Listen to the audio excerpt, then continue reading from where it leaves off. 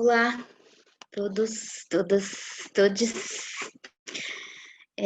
Queria agradecer bastante, né? A gente teve um número de inscrição bem alto, assim, o que mostra também a urgência do tema, a importância.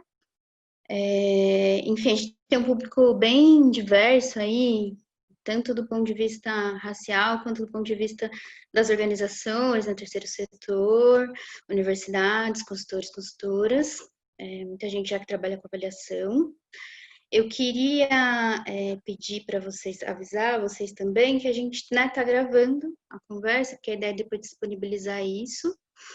E aí agradecer as duas pessoas também que toparam fazer parte desse momento, assim, são pessoas que a MOV já tem tradição e conexão aí, seja pelo trabalho, né, principalmente, que uma delas é a Mariléia Almeida.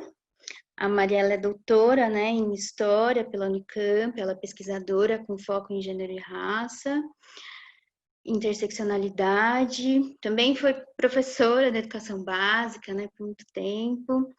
Atualmente ela é assessora lá na Mandata Quilombo, na Alesp, e ela atua como consultora aí na MOV desde 2018, né. E é um prazer imenso dividir um espaço com ela, que é uma mulher incrível, assim, então estou muito feliz. E o Kleber, né, que né, mestre em Geografia Humana, atua aí nas áreas de educação, avaliação e diversidade no Instituto Natura, né, que foi onde a gente teve um encontro bem profícuo aí na avaliação de uma das iniciativas. E também atua nesses campos na consultoria Ventura. Agradecer também o Kleber pelo aceite. A gente, enfim, são muitas questões, acho que depois eles também podem se apresentar melhor, se quiserem, né? Começo das próprias falas. E eu sou Valquíria, eu sou formada em políticas públicas, enfim, o meu letramento racial e de gênero é por uma iniciativa própria, né? Já militei em um coletivo negro, enfim, mas acho que eu venho também adensando a leitura nesse campo nos últimos 5 anos. E estou na MOV há 6 anos, né? Eu atuo na liderança de projetos de avaliação e coordeno a gestão de pessoas, enfim. A minha lente de leitura do mundo e das relações é preta, então é desse lugar que a gente vai falar. Bom, queria também falar um pouquinho dos procedimentos, né? A gente está pensando em falar, cada fala ter cerca de 10 minutos, então não tirem esses minutos de apresentação da minha fala, porque ainda não comecei. E a ideia é que quem tiver questões, comentários, para a gente colocar tudo no chat, para também que a gente consiga sistematizar e depois as perguntas vão vir no momento, né, depois do término das falas. Então, entre 10 e 15 minutos aí no máximo, cada um e cada uma de nós vai ter para explanar. Eu devo dizer que eu nunca fiz isso, né, à distância assim, e presencialmente pouco também. Então, é bem estranho falar, né, num ambiente sem ver as carinhas, assim. E também porque é um assunto que é importante, mas que é, né, eu falava hoje com a Mari de manhã, que tem uma delicadeza, e também tem muita potência na delicadeza, né? Então, acho que isso, a gente vai construindo um pouco esse espaço de debate, de diálogo, e sempre disponível para seguir nesse diálogo depois. Bom, e quem que é a MOV, né? Enfim, Daniel Abril, acho que, né, o sócio fundador da MOV. A MOV é uma empresa, né, que presta aí serviços para ampliação e qualificação de impacto social nas organizações com as quais ela trabalha. E ela faz isso essencialmente através de avaliação e planejamento, né? Então, são os principais processos que a gente conduz, enfim, pesquisas, diagnósticos. E a gente está no campo da avaliação desde 2011, né? Tem um grupo de consultoras e consultores, enfim, que atua junto com a gente, né? Mas e a MOV o debate racial, né? Porque também quando a gente olha para o Brasil, tem muitas organizações pretas mesmo, né, que debatem a questão racial.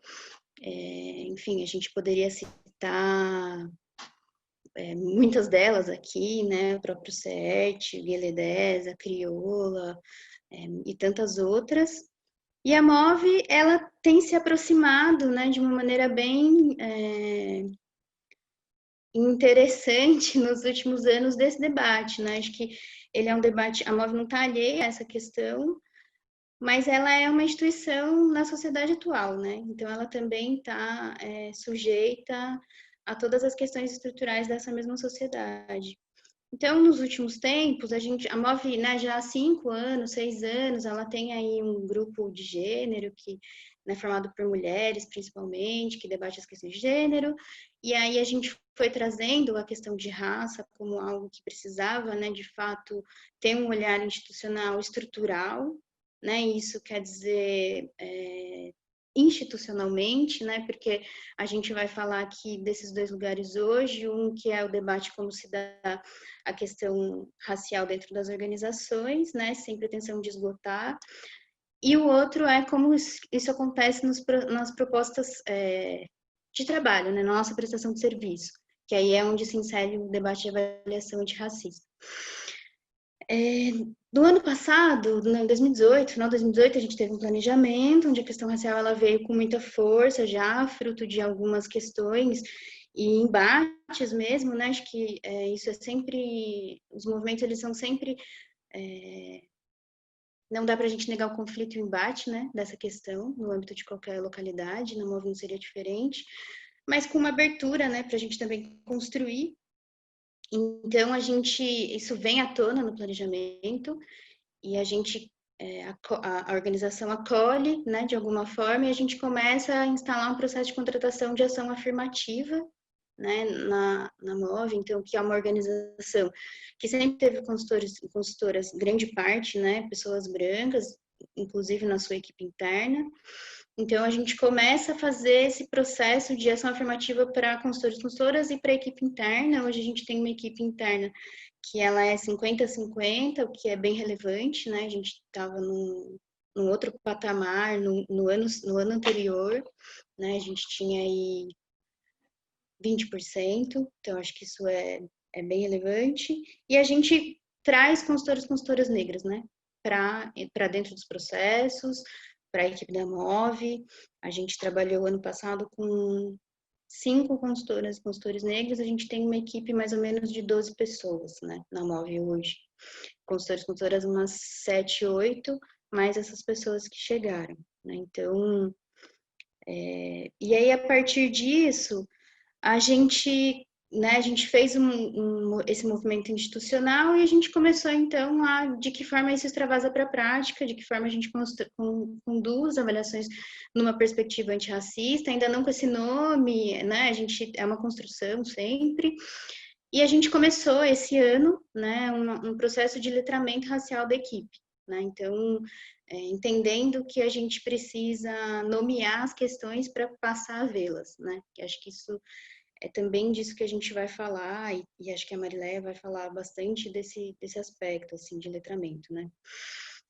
Bom, essa mesa está nesse momento trágico, né? E de que forma a gente também é isso, né? Cada 23 minutos a gente tem um George Floyd morto no Brasil, então acho que a gente precisa advogar pela institucionalidade de práticas antirracistas, né? E as organizações precisam se comprometer.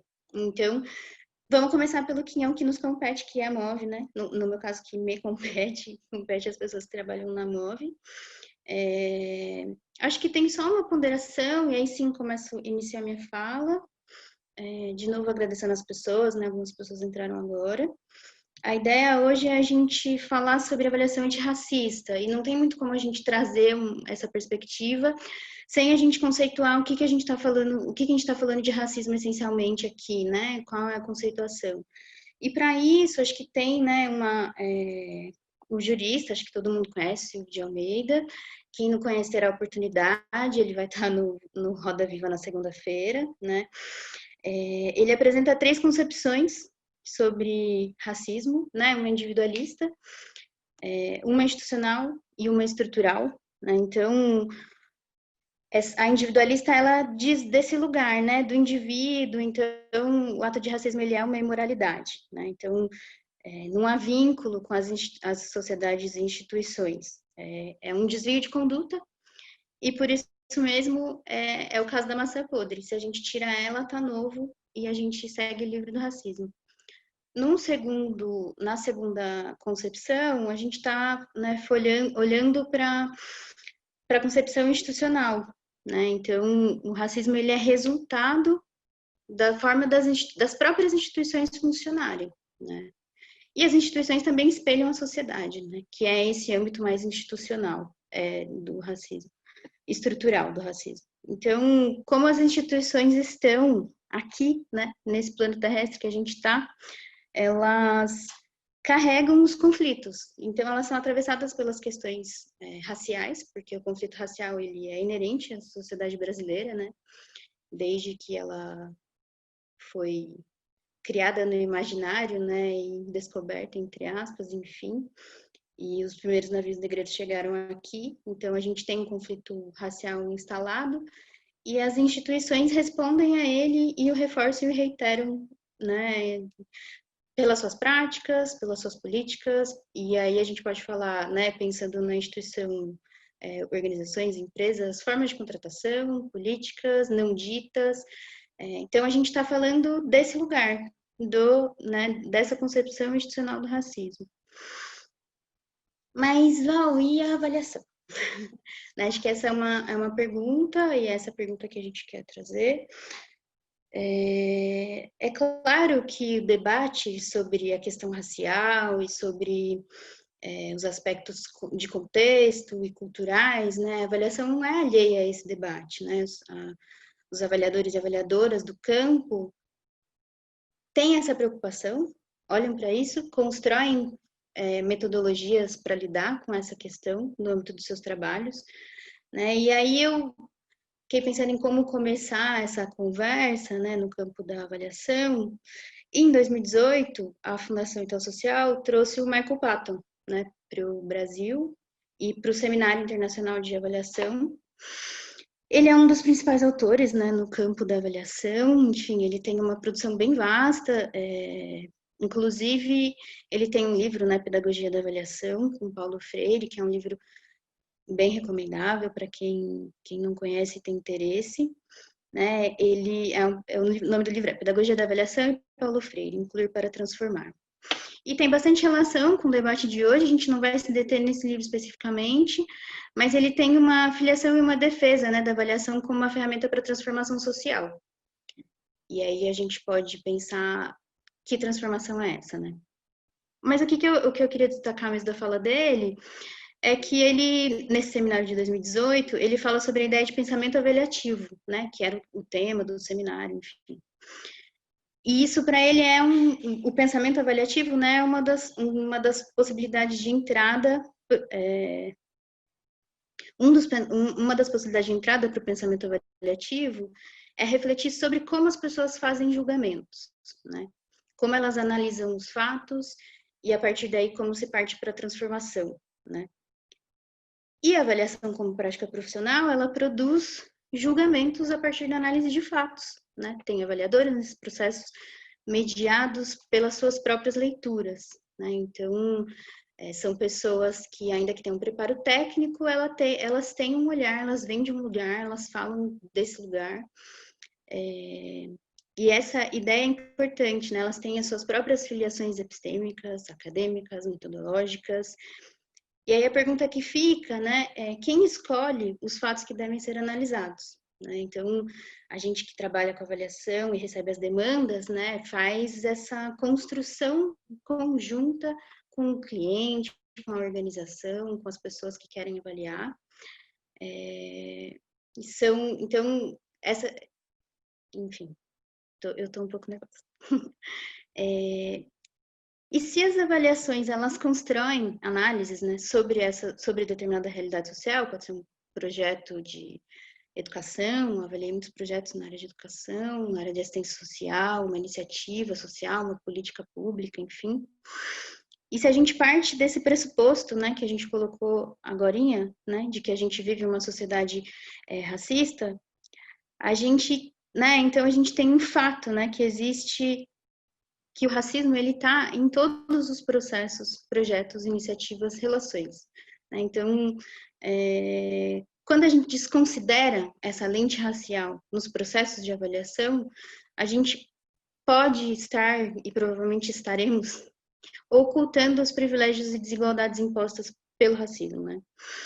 Então, e aí fica uma pergunta de qual é a capacidade das avaliações de transformar, né? Pensando aí nessa avaliação transformadora, que é essa, enfim, uma nova postulação, né, da finalidade da avaliação para a justiça social, ou perpetuar desigualdades, né? Então, de gênero, de raça, que é especificamente que a gente está tratando aqui.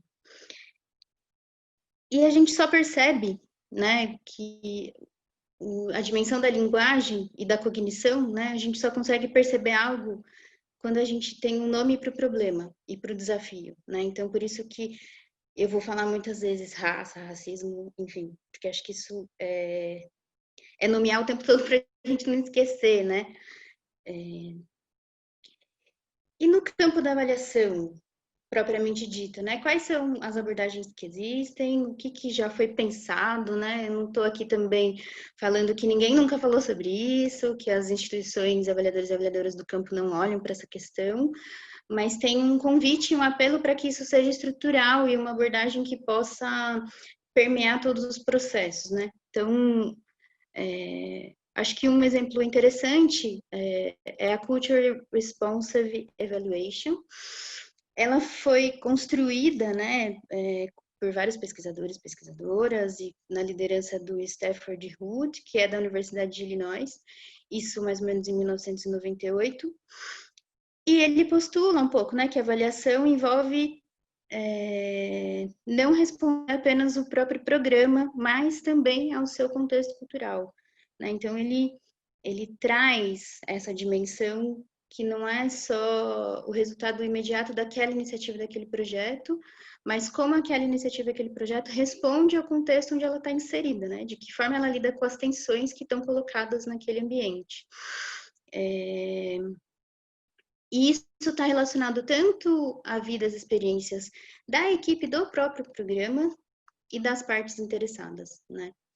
Então, as organizações que implementam também têm aí uma responsabilidade importante, né, na construção das suas iniciativas sociais, e são as equipes que fazem essas construções, né? Então, e ele lida um pouco, né? Acho que quando a gente pensa nessa avaliação culturalmente responsiva, ele traz essa perspectiva de uma cultura ampliada, né? Então, a gente está falando de crenças, de comportamentos, de valores, de costumes compartilhados socialmente, transmitidos em um grupo, né? E que molda essa visão de mundo daquele grupo e o modo de vida delas. Então, por isso que a gente também está falando das equipes que constroem os projetos, das equipes de avaliação e dos beneficiários e beneficiárias, né? De cada uma das iniciativas sociais.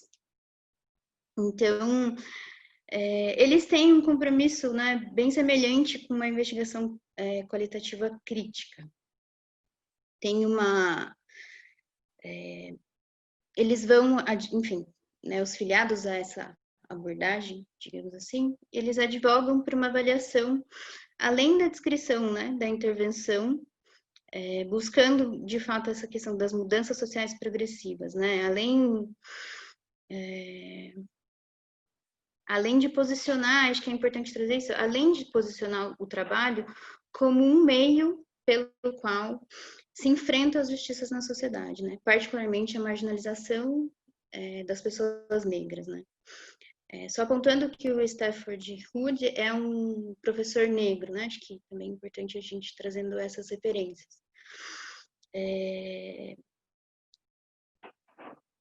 A partir disso, né, existem muitas outras construções que vêm no bojo ou junto com essa proposta de avaliação futuramente responsiva, um pouco anteriores, um pouco contemporâneas. A gente tem aí muitas outras epistemologias que orientam outras abordagens. Então, a gente tem a avaliação feminista, tem um trabalho bem importante de falando, né, sobre as metodologias de pesquisa para a população indígena. Então, tanto aqui no Brasil quanto nos Estados Unidos, né, eu estou me referenciando bastante nessa experiência dos Estados Unidos, eu sou bem crítica, assim, muitas vezes, de utilizar as referências norte-americanas, mas eles são uma grande referência no campo da avaliação, né? Mas é importante também dizer que tem muitos pesquisadores na África, depois eu posso passar algumas referências, quem tiver interesse, que questionam também os métodos que eles chamam ocidentais de avaliação para se fazer leituras da realidade do continente africano, né? Então, são muitas referências. Pegando essa abordagem, né, essa avaliação culturalmente responsiva, no ano passado teve um estudo da Universidade de Wisconsin sobre o quanto essa abordagem é de fato utilizada, né, no campo da avaliação. É um estudo que foi publicado de 2017, mas ele só foi publicado no final do ano passado. E aí ele traz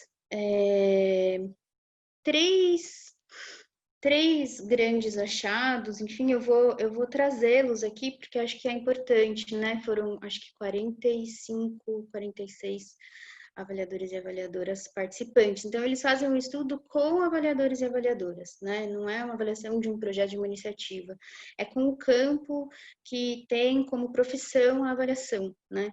E uma das questões que eles apresentam é que, como, né, o que apareceu, é que as avaliações são conduzidas com pouca representação ou contribuição das pessoas mais impactadas pelas políticas e programas, né? Essa é uma premissa, né? Na MOVE a gente trabalha nessa perspectiva de, sempre que possível, tentar acessar o público beneficiário para construir os próprios caminhos avaliativos. Isso é uma premissa que também está afiliada aí com a abordagem, né, culturalmente responsiva. E o que eles observaram com esse pequeno grupo que eles fizeram essa coleta de dados é que isso é bastante baixa, essa representação das pessoas. E tem várias questões para isso, né, gente? A gente sabe que as organizações muitas vezes não têm recurso, muitas vezes não têm tempo, mas que a gente tem que pensar um pouco nos mecanismos para tornar isso possível, né? Então, a gente tem feito algumas pesquisas via WhatsApp com beneficiários e beneficiárias para a construção mesmo, inicial. E recebi um aviso de tempo aqui. Mais 5. Ainda que a maioria dos respondentes, né, eles tenham avaliado que tem alta capacidade de avaliar de maneira culturalmente responsiva, só 37% deles dizem que partem desse lugar e dessa abordagem quando estão conduzindo processos de avaliação, né? E um terceiro ponto que foi trazido também é que as organizações que demandam as avaliações representam grande parte da barreira para a implementação desse tipo de abordagem. E aí acho que está relacionado com recurso, com tempo, mas também com interesse, né? Porque esse campo do interesse também é importante, né? E aí, dentro dessa perspectiva, eles vão trazendo outras percepções, né? Então, uma das questões é que essa pesquisa traz é que há poucos avaliadores negros, há poucas pessoas negras atuando como avaliadores e avaliadoras, lá na realidade do Wisconsin, acho que a gente pode trazer isso aqui para o Brasil também. A maioria dos relatórios de avaliação tem uma linguagem mais apolítica ou muito voltada para uma perspectiva, fazem um pouco essa dicotomia entre técnica, né, abordagem técnica e política, o que na realidade não necessariamente é dessa forma, né? A gente que trabalha com avaliação sabe, né? Também traz que a maior parte do desenvolvimento profissional dos avaliadores e avaliadoras ainda está afiliada a uma visão mais tradicional, né? Então, pouco afeita. E aí, das escolas de formação, e a gente pode falar das próprias universidades, né? Eu não fiz uma universidade para ser avaliadora, mas eu fiz uma universidade de gestão de políticas públicas, e se eu não tivesse militado em um coletivo, eu não teria visto metade das referências que eu vi durante a graduação, né? Então, a gente também está falando sobre racismo epistêmico, né? Então, eles também trazem isso no bojo dessa pesquisa. E um quarto ponto é que os avaliadores brancos e avaliadoras brancas que têm o poder, né, que têm esse lugar reconhecido pela sociedade, que poderiam advogar por essa questão, não fizeram isso, né? Então, perde-se uma oportunidade de se ocupar de uma maneira interessante esse debate, né? Enfim, eu ia falar sobre eu vou só citar, tem muitas construções, né, sendo feitas, tem uma organização que é Equitable Evaluation Initiative, que é a Jaradin Coffey. Ela tem uma organização que advoga pela implementação de avaliações para a equidade. Eles se orientam por 3 princípios básicos, né? Acho que vale a pena procurar o site, enfim, acho que tem bastante coisa interessante. Eles acreditam que para se mudar o paradigma da avaliação, você precisa conectar todas as partes interessadas, né? Organizações, campo da avaliação, avaliadores e avaliadoras e academia. Né? E para finalizar, acho que no Brasil a gente também tem, né? A gente tem visto isso, né? Quem acompanha os debates, e hoje também está um pouco aí, né? Com essas, enfim. Tem um debate muito forte, né, da metodologia interseccional. Eu recomendo, né, o termo de interseccionalidade, ele é cunhado por uma jurista, uma mulher negra, Kimberly Crenshaw, nos Estados Unidos, em 2002. Então, vejam como as coisas elas estão todas acontecendo, né? A gente falou da avaliação culturalmente responsiva em 98, a Kimberly Crenshaw está cunhando o termo em 2002, tem outros movimentos e outras intelectuais que estão pensando, então é nesse movimento que surgem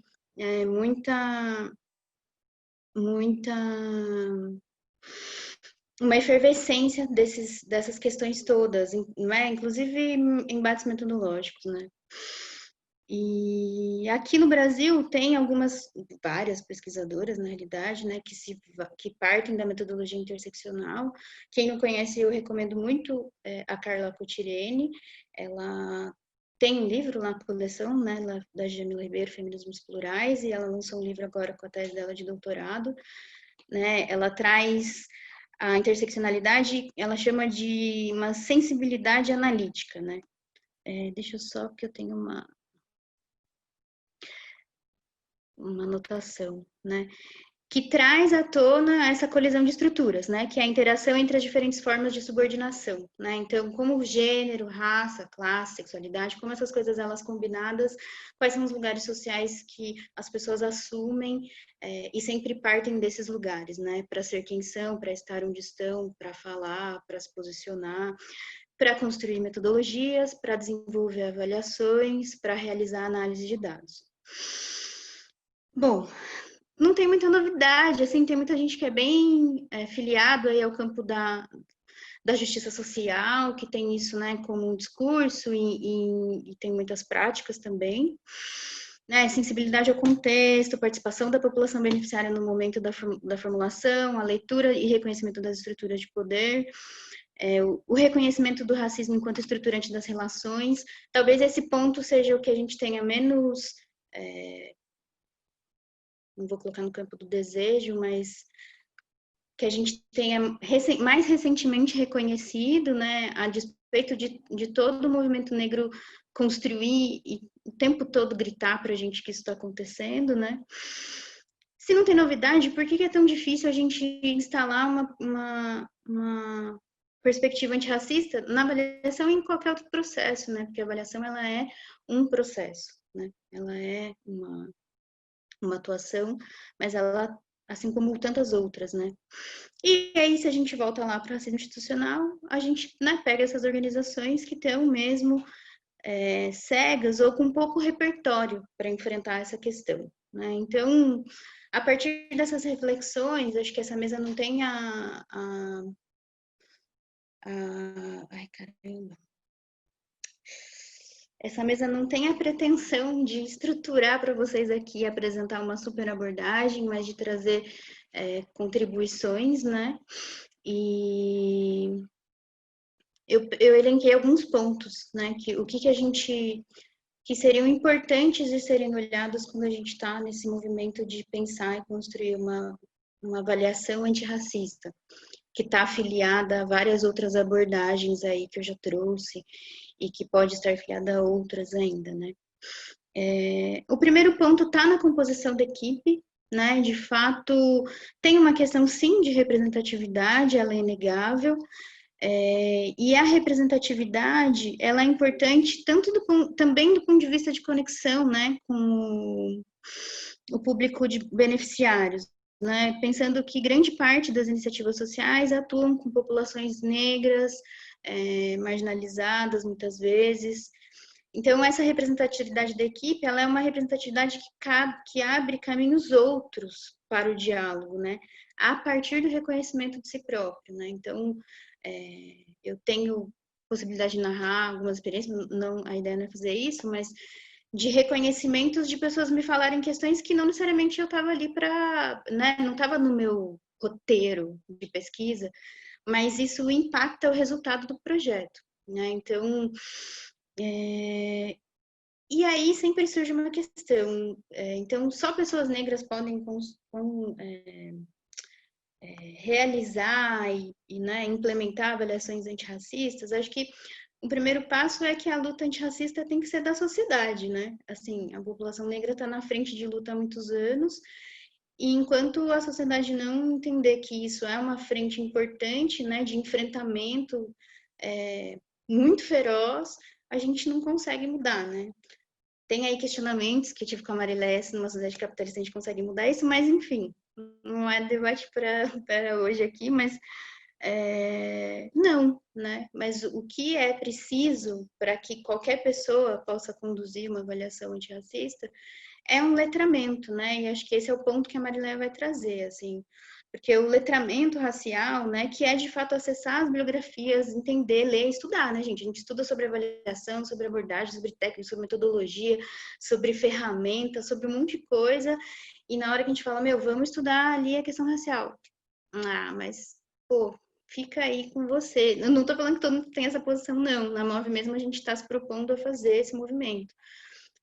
Mas a gente só consegue ler a realidade se a gente conseguir acessar essas fontes, né? Então, o letramento racial, ele dispara outras questões que são importantes para uma avaliação antirracista, né? Então, ele vai garantir que a gente crie repertório para que as pessoas negras, brancas e negras, criem e adensem as suas leituras de mundo, né? E isso é importante para o papel de pesquisador que vai a campo e para o papel do facilitador que está conduzindo um encontro com pessoas negras e pessoas brancas, ou com grande parte de homens e mulheres, de que forma você está atento para os mecanismos de opressão que estão acontecendo naquele espaço, e você consegue acessar o seu repertório técnico, né? Porque o conhecimento da questão racial, ele é um repertório técnico, metodológico, de que forma você consegue acessar isso vendo, tentando bloquear esse mecanismo naquele momento daquela reunião, que pode ser uma oficina. Você não precisa estar numa coleta de dados direto com o seu público,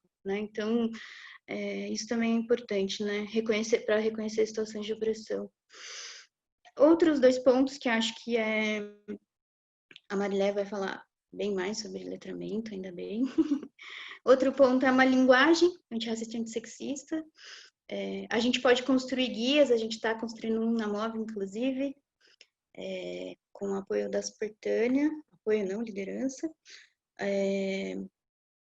Mas o letramento ele é importante, porque a gente pode ter um guia e tomar isso como uma coisa formal, né? E não é essa a ideia. E por fim, acho que todo mundo, né, já tem isso como uma perspectiva, que é a análise de dados quant, né? Pelo recorte, né? Pelo recorte racial, a gente precisa analisar os dados dessa forma. E por fim mesmo, uma outra coisa que o letramento também dispara é a capacidade da gente construir perguntas avaliativas que olhem para a questão racial, enfim, ou para a questão estrutural, né? Que as iniciativas, claro que não tem como resolvê-las, mas todas as narrativas de impacto que a gente constrói é sempre uma perspectiva de contribuição. Então, quanto as iniciativas sociais estão contribuindo para, de fato, questionar as estruturas de poder, né, que oprimem populações negras num país como o Brasil, né? Vamos falar do Brasil também. É isso. Eu passei bastante do tempo, acho, então desculpem.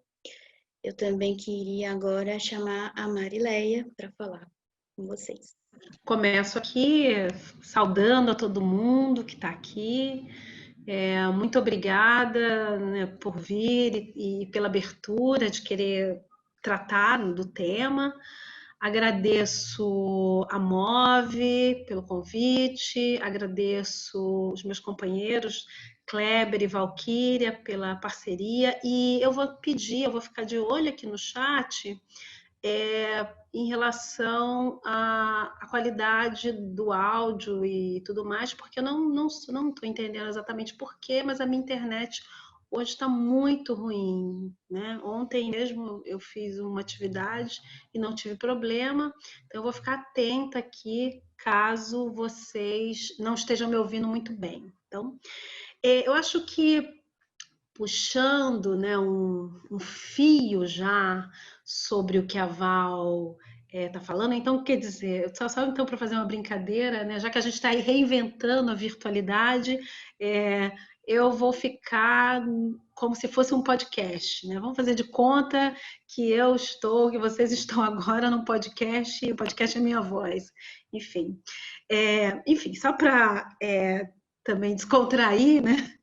Da situação e a reinvenção da virtualidade a gente também conta, né, com a qualidade, né, da nossa internet, que nem sempre colabora. Bem, então, para voltar no tema, né, que a Val começou já, né, puxar um fio, traçando aí os movimentos que a Move tem feito, eu estou, né, nesse processo, né, como sou uma pesquisadora, minha formação é História, eu sou doutora em História pela Unicamp, fiz trabalho de pesquisa acadêmica, mas também há algum tempo tenho trabalhado em pesquisas com algumas instituições. Com a Move, a gente tem trabalhado com alguns projetos, e também participei com o Kleb no Instituto Natura, com uma oficina, e uma oficina que também era em relação ao letramento.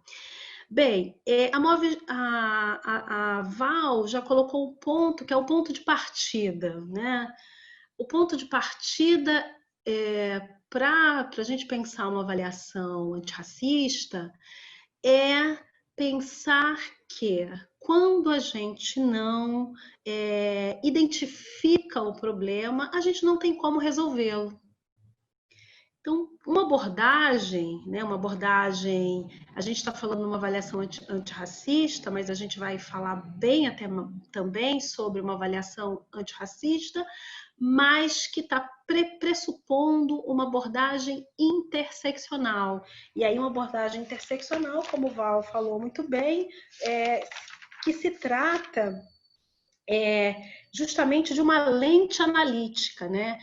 O que seria, Val já trouxe, mas só para a gente poder retomar um pouco, né? Então, a palavra, o termo interseccionalidade, que é cunhado pela jurista estadunidense Kimberlé Crenshaw, ela cria esse termo no âmbito do trabalho dela como jurista, entendendo, sobretudo, que as mulheres, aí, na experiência das mulheres negras, as mulheres negras muitas vezes não tinham as suas reivindicações, as suas queixas jurídicas contempladas pelos juristas, na sua maioria homens brancos, porque eles não entendiam aquela queixa, aquela reivindicação delas como sendo pertinente. Então, só para dar um exemplo, na década de 60, a General Motors dos Estados Unidos não contratava mulheres negras.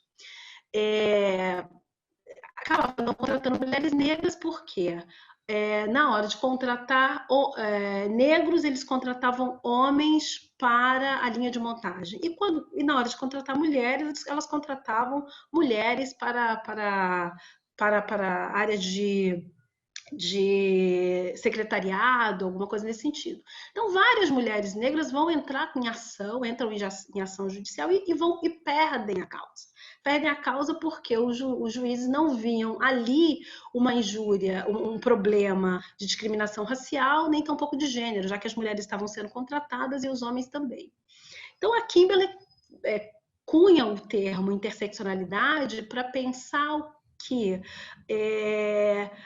as mulheres negras e as mulheres e todas as pessoas, de uma certa forma, estão numa encruzilhada, né? Numa encruzilhada que a gente pode dizer de vários elementos, como raça, gênero, sexualidade, e essas encruzilhadas, né, de uma certa forma, no caso das mulheres negras, favoreciam que elas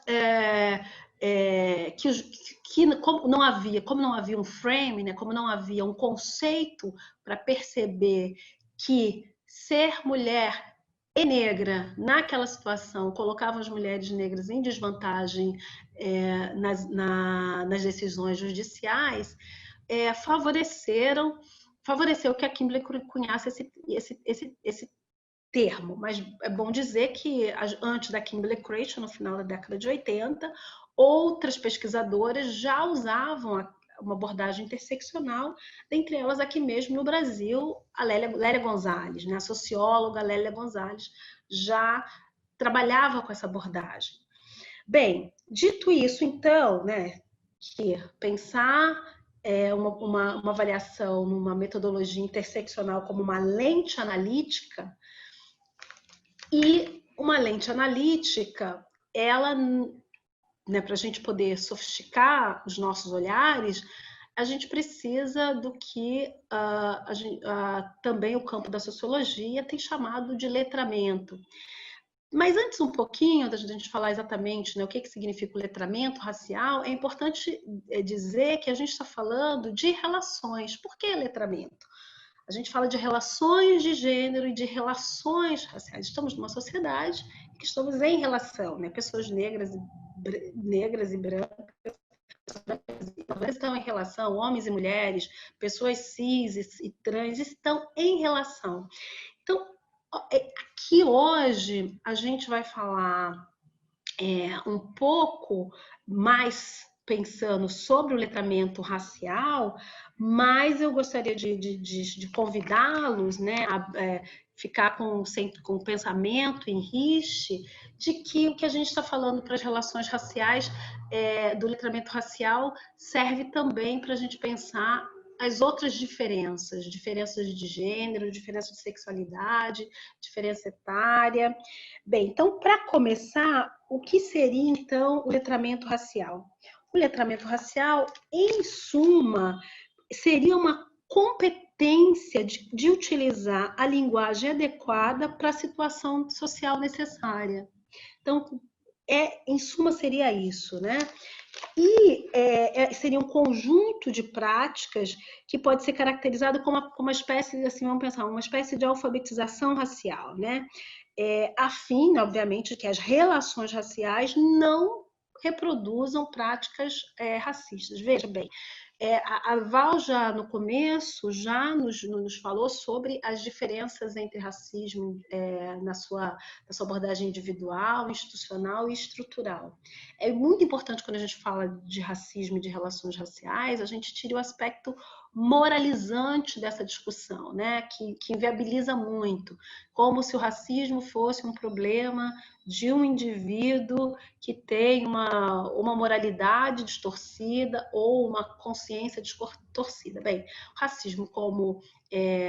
racismo, na verdade, nas sociedades modernas, ele faz parte da modernidade, ele faz parte da racionalidade e da normalidade dentro das sociedades modernas.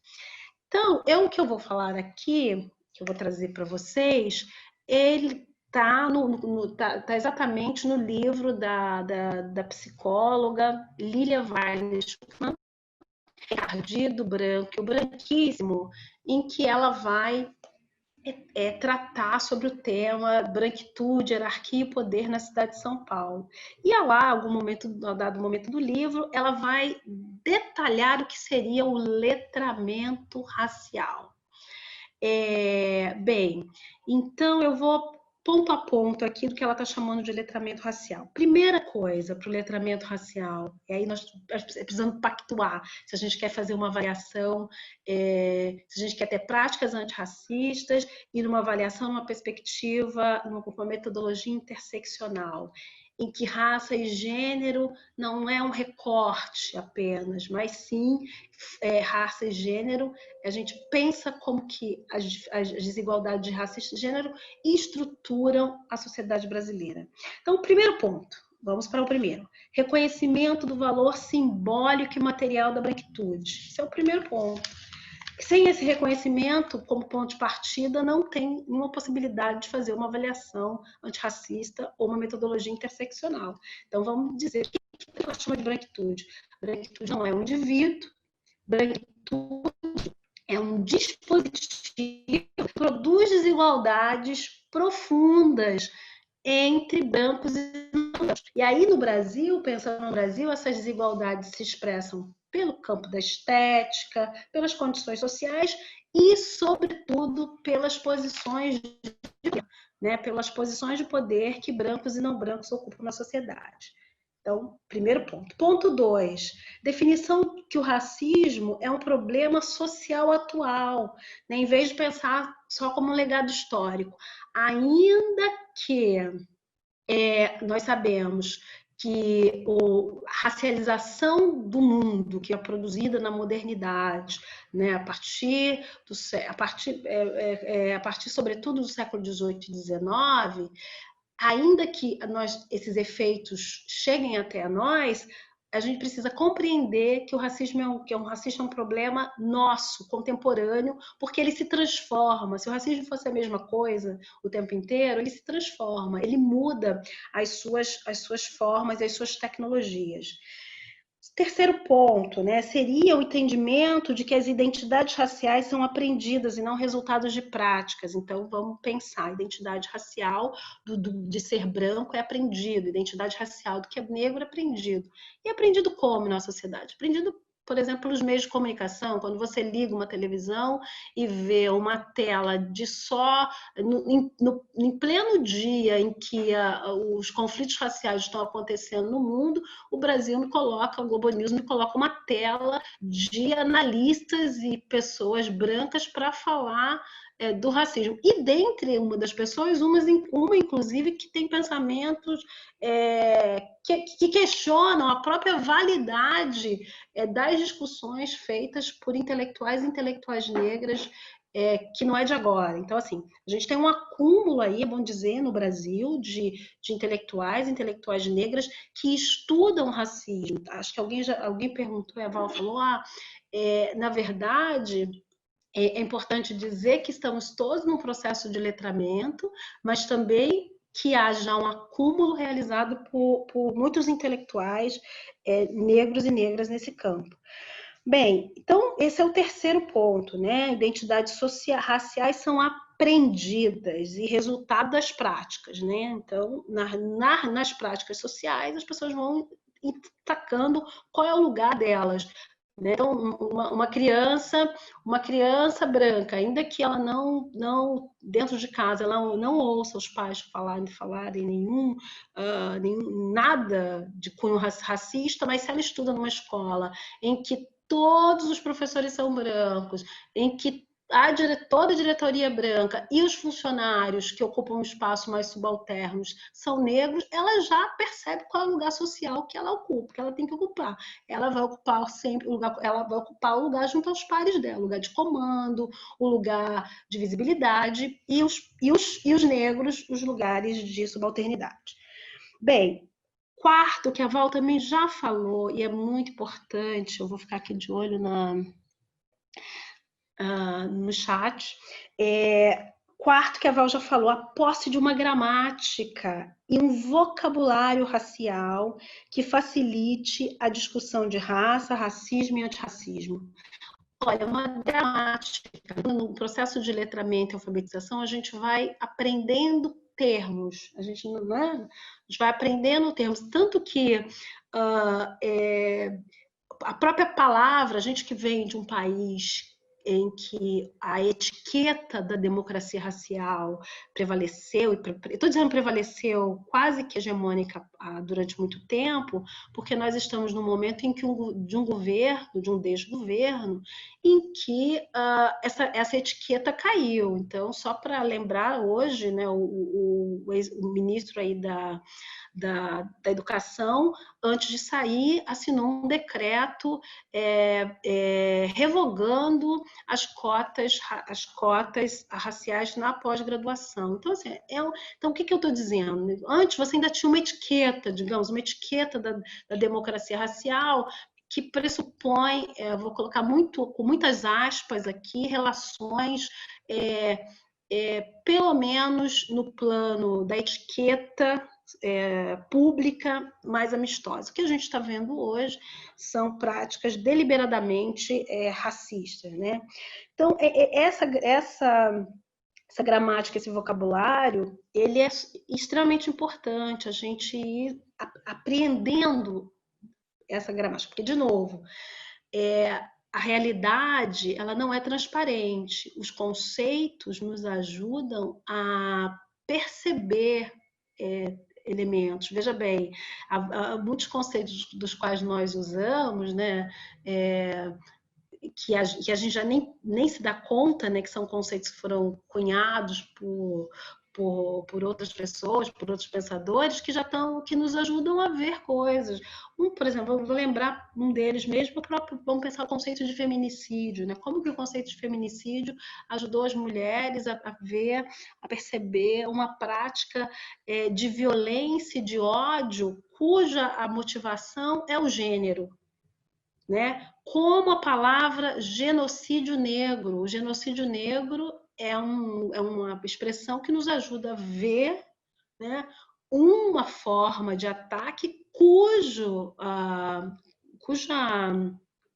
a violência e a morte é motivada por um único motivo, pela cor da pele das pessoas. Uma outra coisa que é importante também, o quinto ponto do letramento que a Lilian vai destacar nesse livro dela, é a capacidade de interpretar os códigos e as práticas racializadas de nossa sociedade.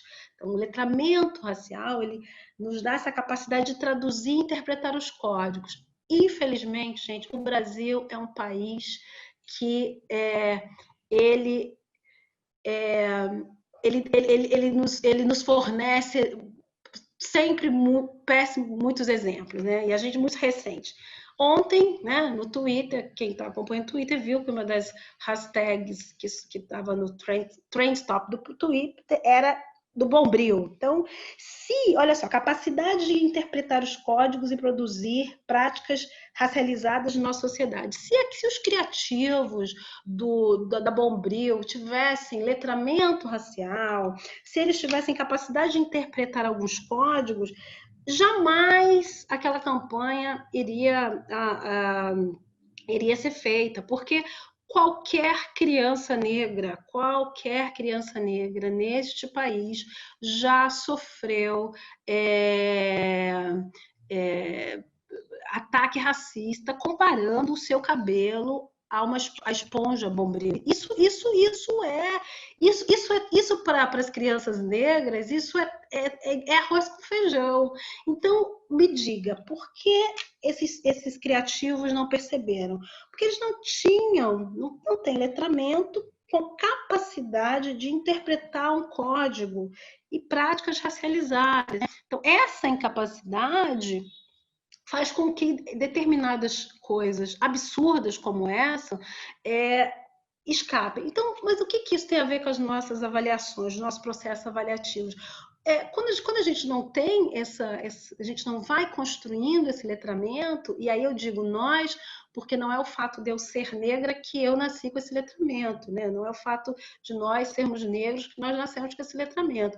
Na verdade, sim, é claro que a minha condição de mulher e negra me traz um incômodo que me obriga, às vezes muito cedo, a buscar estudar, a buscar autores, a refletir sobre a minha prática, é estudando. Então, isso vai formando, de certa forma, vai construindo também uma certa capacidade da leitura. E não só da leitura, mas também de resistência e enfrentamento. Bem, vocês estão me ouvindo, vocês me ouvisem aqui pelo chat, está tudo bem, viu? No áudio. Bem, um outro ponto importantíssimo, né, do letramento racial, e seria o sexto ponto que a Lília destaca e que converge com uma metodologia interseccional, é a análise das formas em que o racismo é mediado por desigualdades de classe, hierarquias de gênero e heteronormatividade. Bem, então aqui ela chega no ponto, né, que é o ponto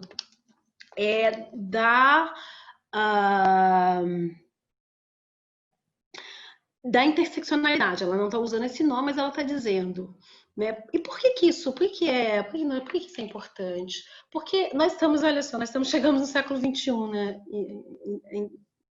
Estamos no século XXI e precisamos fazer movimentos, de certa forma, que sejam consonantes ao século XXI. Porque se a gente pensar até agora, nós fizemos alguns movimentos, e inclusive Val também já destacou isso na fala dela no início, de que com a pandemia nós tínhamos medo, inclusive, de que a crise econômica fizesse com que a discussão nas instituições sobre a diversidade, sobre o racismo, sobre as desigualdades de gênero e raça, elas dessem uma arrefecida, né? Elas dessem um passo atrás diante da crise. Mas, ao mesmo tempo, o debate público do racismo recolocou a situação, recolocou de novo o racismo no centro da discussão, e não só apenas também por conta, obviamente, né, do assassinato brutal do Floyd nos Estados Unidos, que espalhou seus movimentos pelo mundo, mas que já os dados, vamos falar de dados quantitativos durante a pandemia, mostravam no Brasil e no mundo que a população negra sofre e tem sofrido mais com a pandemia. Então, a pandemia, apesar do vírus ter como agente biológico, a capacidade de dispersão e letalidade era atravessada por questões sociais e culturais. E aí, um pouco já também encaminhando para o fim da minha fala, e voltando ao aspecto da... ótimo, mais um minutinho para fechar. Já me deram aqui, ótimo, já estou me encaminhando para o fim. Nós estamos num momento histórico no Brasil e no mundo importantíssimo, e acho que esse evento aqui da MOVE, que a MOVE está promovendo hoje, ele tem uma novidade, e a Val no começo falou, estou nervosa, estamos todos nervosos, porque nós não sabemos de que maneira as instituições brasileiras, os parceiros brancos que nós temos, né, eles vão, de certa forma, se juntar na luta antirracista de uma maneira, eu vou chamar essa palavra radical, no sentido de ir à raiz do problema, né? No sentido de ir à raiz do problema. as instituições que têm, né, no seu, digamos assim, no seu DNA, compromisso com a transformação social, e no Brasil, e no mundo, pode dizer, em todo mundo, nenhuma transformação social ela vai ser completa se a gente não, de certa forma, atacar elementos que são estruturantes e estruturam as desigualdades. Bem, mas a sociedade é feita de pessoas, né? E são as pessoas que movem as estruturas. Então, para a gente transformar as estruturas, a gente precisa transformar as subjetividades. Precisamos estudar juntos, aprender juntos, construir juntos as metodologias interseccionais, pensar ampliando, questionando sempre, duvidando das nossas certezas, porque certamente as certezas que a gente teve até aqui, elas foram permeadas em grande parte por uma etiqueta da democracia racial. E o mundo hoje pede mais, o mundo pede práticas antirracistas. Então, eu vou fechando por aqui já, que acho que meu tempo já se esgotou. Agradeço vocês aí, a escuta, né? Escuta como se fosse um podcast. E esperando aí as perguntas e a conversa, tá bom? Obrigada. Mari, obrigada. Foi ótimo. Melhor podcast, eu que não sou fã dos podcasts. Acho que convidar só o Kleber agora para trazer uma perspectiva aí mais institucional, né? A gente está falando de um lugar aqui, né, que é de quem trabalha com avaliação mesmo, e acho que o Kleber também trabalha com avaliação num outro lugar, né? Então, só passar a palavra. Oi, pessoal, boa tarde. Espero que vocês estejam me ouvindo bem. Qualquer coisa, avisem que eu tento ver o que eu posso fazer aqui para melhorar. Bom, vou seguir com a câmera ligada. Pode ser, Val? Claro, pode não estar interferindo aqui, não. Então, tá bom. Bom, em primeiro lugar, eu gostaria de agradecer o convite. Essa não é a primeira vez que eu participo de processos de reflexão sobre questões raciais, né, com a MOVE. Já teve outros dois momentos, um deles participando, né, de uma chamada que a MOVE fez para conversar com consultores e pesquisadores negros e negras, e num outro momento, já no Instituto Natura, né, quando a gente optou por fazer a contratação da MOVE para um estudo de caso, para um dos projetos que a gente desenvolve. Em alguma medida, as questões raciais vieram também para o centro do debate. Bom, acho que vale a pena eu contar um pouco e resumidamente da minha trajetória. Então, eu sou geógrafo, faz um pouco mais de 10 anos que eu estou no campo social e acredito que metade deles no investimento social privado, né? Então, trabalhando em fundações e institutos sociais.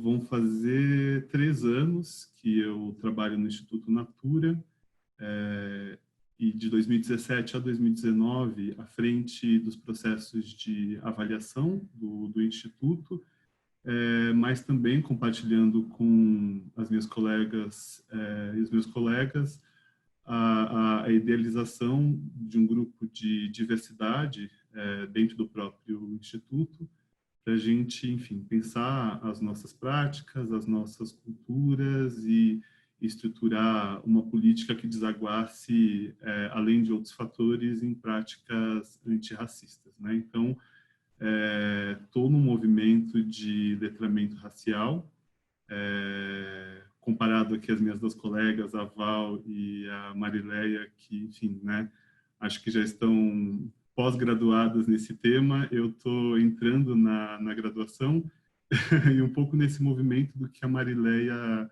mencionou, né, que a gente não nasce com DNA do letramento racial, a gente adquire isso à medida em que, no nosso caso, como pessoas pretas, isso muitas vezes é condição para sobrevivência, principalmente nesse universo, né, da produção do conhecimento, da academia. Então, a gente não tem como se furtar desse conhecimento e dessa trajetória. Bom, eu, então, tendo a não fazer uma fala que seja muito conceitual, justamente porque estou nesse processo de aprendizado, e achei que seria muito importante trazer aqui uma prática, uma experiência que eu vivi recentemente no Instituto Natura, quando a gente resolveu fazer um estudo de caso de um dos projetos que estavam sendo desenvolvidos. Esse projeto se chamava Comunidade de Aprendizagem, e, na verdade, um projeto que ele tinha como um dos seus objetivos, né, desenvolver ações, que nós chamamos de ações educativas de êxito, uma série de estratégias que propiciassem o fortalecimento da convivência e da participação dentro do ambiente escolar. E naquele momento a gente queria poder entender em que medida, de fato, o projeto ele era capaz de gerar esses resultados ou alterar essas dinâmicas, né? Lançamos um edital, né, um chamamento para as consultorias, recebemos uma série de propostas, e uma dessas propostas nos trazia uma coisa que pareceu muito interessante, dado o contexto que a gente estava vivendo, né, de fazer todo o investimento em letramento racial. Inclusive, a Mari citou aqui, né, ela foi uma das pessoas que esteve em um dos momentos de formação que a gente desenvolveu internamente, e essa proposta falava da possibilidade da gente fazer esse estudo de caso a partir da liderança, do olhar e do conhecimento de duas pesquisadoras negras.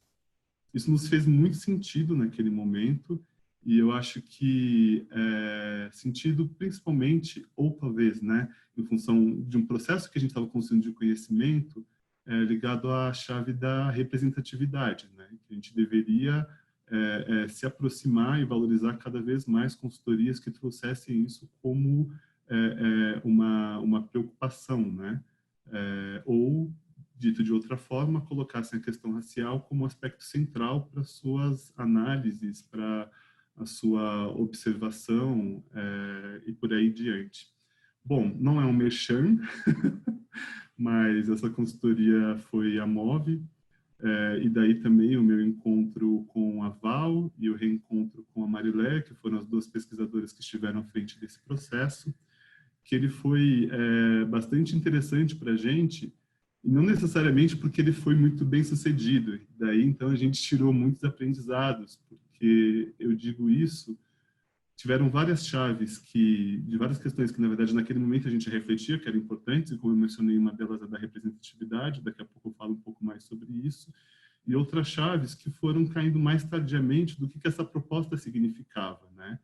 E hoje mesmo eu falava um pouquinho com a Val, né, mencionando que traria esse tema para a mesa e dizendo, bom, naquele momento a gente não falava de uma abordagem antirracista, né, mas eu acho que a semente ou a gênese para isso que a gente está, não vou dizer que a gente está cunhando, mas que a gente está ajudando na construção, né, dentro do campo social, ainda não estava dada, mas eu acho que hoje, olhando para trás, né, não faz tanto tempo, isso foi coisa de um ano, eu percebo que tem vários aspectos que lá não estavam totalmente compreendidos e que agora reforçam quanto esse processo que a gente entendeu que era importante, ele era, inclusive, muito mais valioso do que a gente imaginava.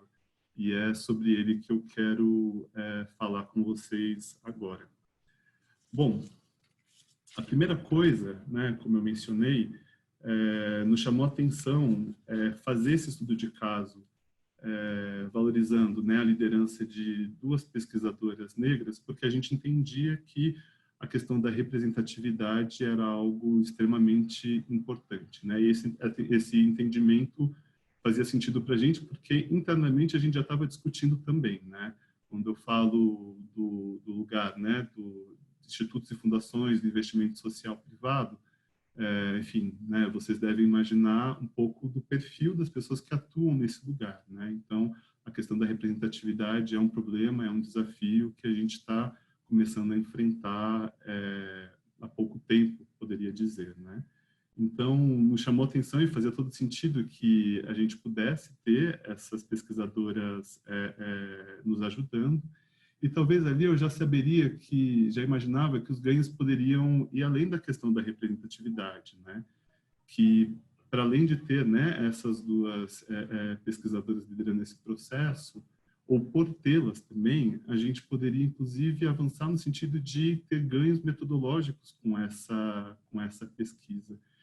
E aí o que eu queria trazer agora, a ideia que eu gostaria de explorar, não é necessariamente algo que... Quer dizer, eu gostaria de verdade, recorrer a um trecho da obra da Grada Quilomba, que chama Memórias da Plantação, que ela fala de algo que me parece muito, enfim, real e verdadeiro, né? Ela diz assim: devido ao racismo, pessoas negras experienciam uma realidade diferente das brancas e, portanto, questionamos, interpretamos e avaliamos essa realidade de maneira diferente.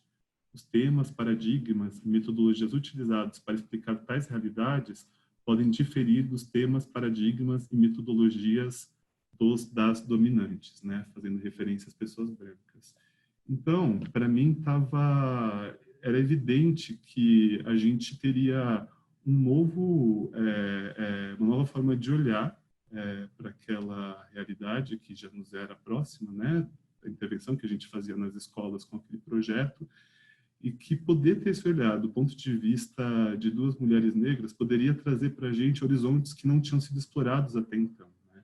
Então, isso era um ganho. Talvez isso veio para mim naquele momento, né?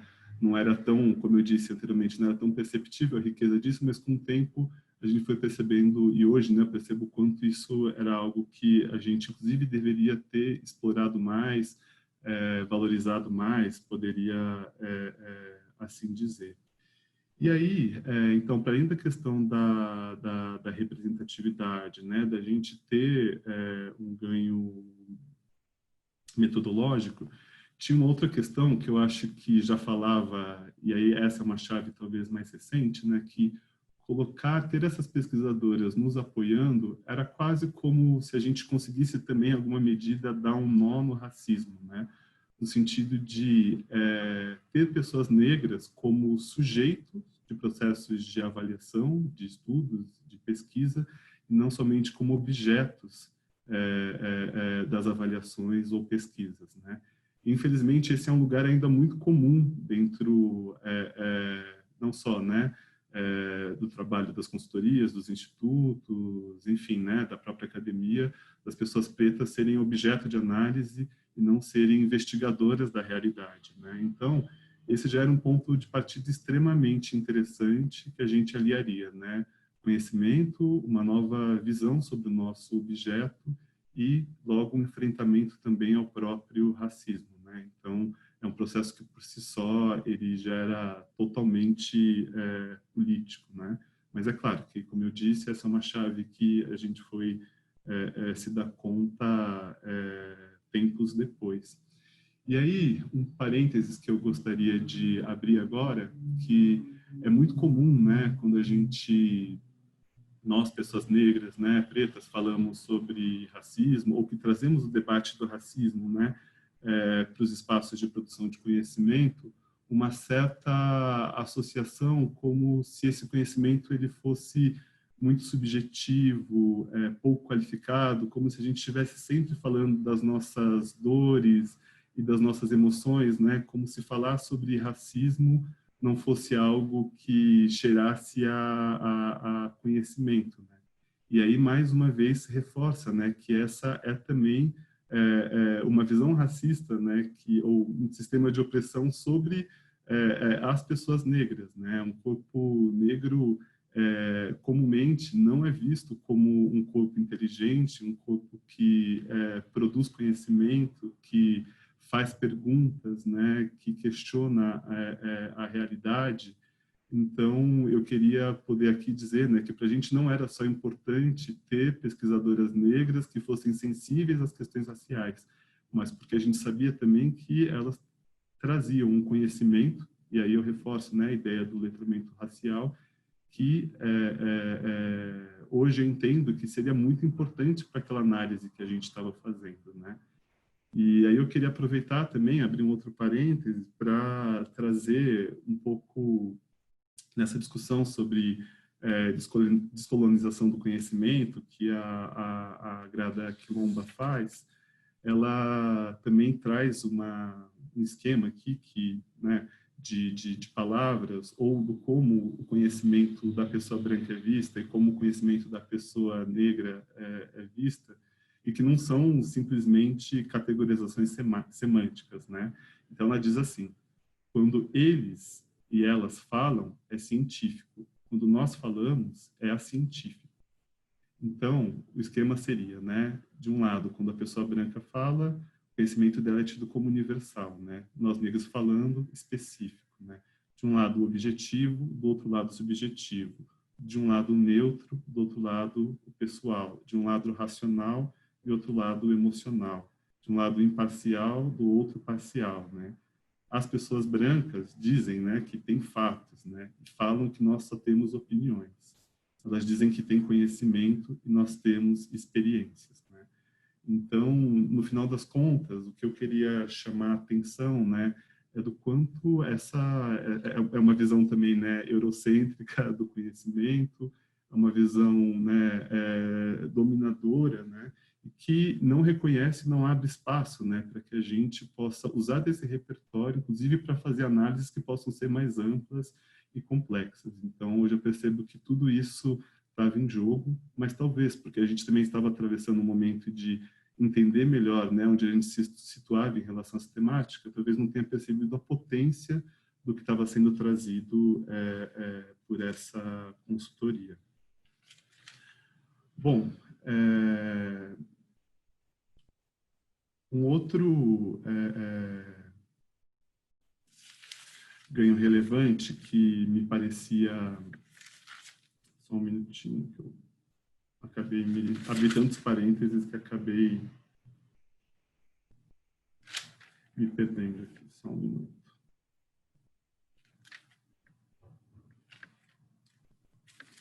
Bom, na verdade, então, a partir disso, né, a gente seguiu com esse processo de pesquisa, e aí um ponto que foi crucial para a gente é como a nossa abordagem, né, não era uma abordagem antirracista, então a gente acabou perdendo a oportunidade de poder fazer um olhar mais amplo para aquilo que, inclusive, estava sendo trazido do campo por essas pesquisadoras, né?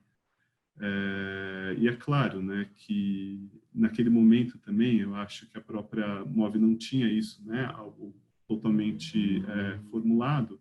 Então, enfim, né, o que a gente tinha com perspectiva de poder olhar de uma forma mais ampla para o nosso objeto acabou sendo algo que ficou num lugar muito secundário, né? Então, com isso eu estou querendo dizer que é importante, né, a gente ter, de um lado, consultorias que possam nos movimentar e nos trazer essas questões, mas é importante também que, por outro lado, a gente trabalhe com essa perspectiva, né? Imaginem que um projeto, né, onde a gente trabalha com educação, falando de escolas públicas, onde a maior parte dos alunos são estudantes negras e negros, será que a gente consegue, de fato, medir e analisar o impacto social da nossa atuação se a gente não trabalhar com recortes raciais? Eu acho que essa é uma pergunta que a gente precisa se fazer, né? E talvez um sentido na direção do qual a gente precisa evoluir, né? E aí, reforçando um outro ponto que tanto a Val quanto a Mari trouxeram, né, que é imprescindível para que a gente faça isso, que a gente construa esse conhecimento, pessoas negras e pessoas brancas, né, no sentido de adquirir um letramento racial, né. Isso faria, então, com que as pessoas brancas, de repente, se apropriando desse conhecimento, pudessem continuar liderando processos de avaliação, de estudos, de pesquisas sozinhos, né? Eu acho que não haveria a princípio, nenhum problema, desde que a gente não estivesse falando de uma abordagem antirracista, né? Porque eu acredito que, para além do conhecimento, né, de ter esse repertório para fazer uma leitura dessa realidade, e aí eu queria avançar numa radicalidade dessa proposta, se vocês me permitirem, eu acho que ela precisa ter também o próprio enfrentamento do racismo, né? Então, é importante que a gente tenha essa abordagem, no sentido de que ela vai permitir, né, uma leitura do que é universal na nossa sociedade, no sentido de que o racismo ele não é algo que é particular, não é uma eventualidade, é algo que determina e tem estruturado as nossas relações. Então, é importante que a gente possa olhar para essas questões, mas, além de tudo, é importante que a gente cada vez mais considere que as pessoas pretas possam estar nesse lugar, né, como enfrentamento a toda essa realidade que tem tendido a negar as nossas práticas, os nossos conhecimentos como conhecimentos válidos, né? Então, ter uma abordagem antirracista, eu acho que pressupõe isso, né? A gente trabalhar com a questão do conhecimento e, por outro lado, a questão também de um enfrentamento. E aí eu recorri a uma outra autora, que eu acho que tenta trazer um posicionamento, né, em relação à questão da liderança da questão racial por pessoas brancas, e aí eu vou ler aqui um trechinho do livro da Djamila Ribeiro, o Quem Tem Medo do Feminismo Negro, que ela questiona justamente esse ponto, né? Poderiam homens brancos protagonizar a luta feminista e antirracista? E essa é uma pergunta, né? E ela mesma responde dizendo: se pessoas brancas continuarem falando sobre pessoas negras, não vamos mudar a estrutura de opressão que já confere esses privilégios aos brancos. Nós, negras e negros, seguiríamos apartados dos espaços de poder.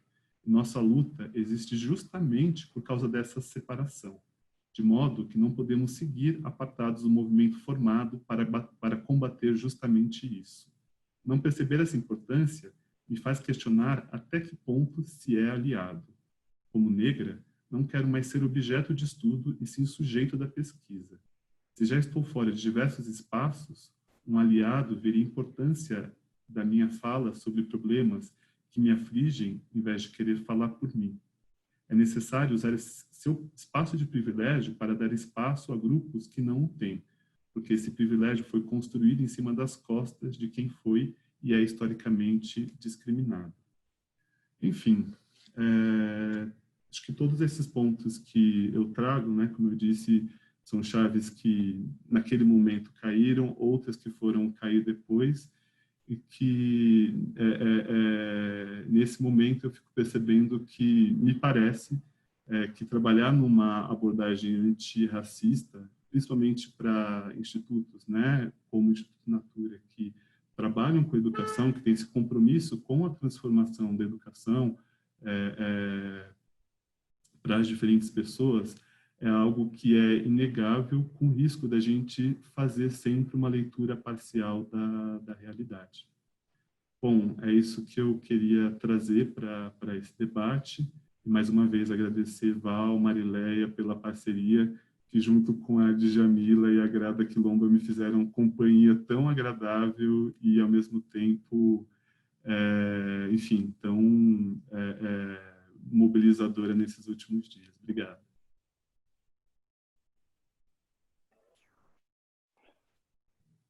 Obrigado, Kleber. Val? Oi. A gente combinou aqui de fazer uma rodada de... Tem umas 2, 3 perguntas aqui no chat. Talvez a proposta seja a gente trazer essas perguntas e aí circula ela entre vocês para vocês equacionarem as perguntas e trazerem, enfim, alguma reflexão, alguma mensagem final. Tudo bem? Tá bom. Vou botar minha câmera aqui só porque eu vou fazer só esse papel de colocar as perguntas para vocês, tá, gente? Eu vou colocar todas aqui como um grande bloco, né, para desafiar aí a conversa. Tem uma pergunta sobre ter a luta antirracista como um dos princípios norteadores das práticas avaliativas seria um caminho? Princípios norteadores da luta antirracista como um caminho para a prática avaliativa. Aí tem um comentário pergunta, que interessante, que é muito boa a iniciativa, Móvel Social, agradeço. Mas fico pensando, meu nome não é Móvel Social, tá? Meu nome é Daniel, é que eu não consigo mudar aqui. Mas fico pensando em como vamos colocar estas demandas para as instituições e pessoas brancas, de se apropriar desta literatura, porque os movimentos que eu vejo atualmente são de ouvir as pessoas negras, mas não de uma apropriação e de uma busca por ir atrás. Tá? Então tem essas duas ponderações aqui, a qual tem uma outra aqui que eu vou mencionar, que é em que medida, né, que esse debate ele se mistura e aí ele pode ou ganhar força,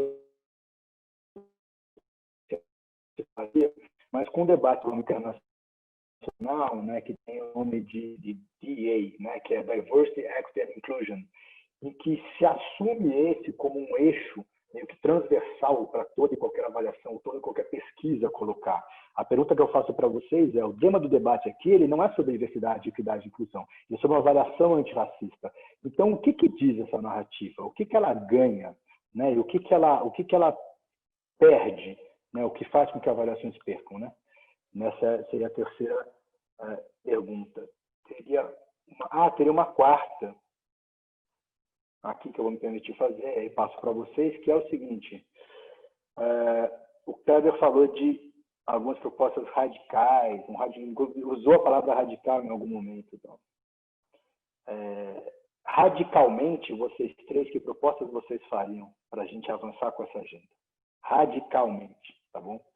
É isso, é um bloco, a gente tem o risco dos blocos, porque não dá para responder uma a uma, mas é para ele gerar uma mobilização reflexiva de vocês três, e aí a gente faz essa já considerando as falas finais, tá? Então a gente faz uma última circulada entre vocês três. Quem quer pegar, fica com vocês agora, sim. Eu só estou passando as perguntas. Tudo bem. A gente pode a ordem aí, você, eu e o Cléber? Pode ser. Bom, eu vou começar por essa pergunta da luta antirracista, né, como uma base aí para a construção de processos avaliativos. Eu acho que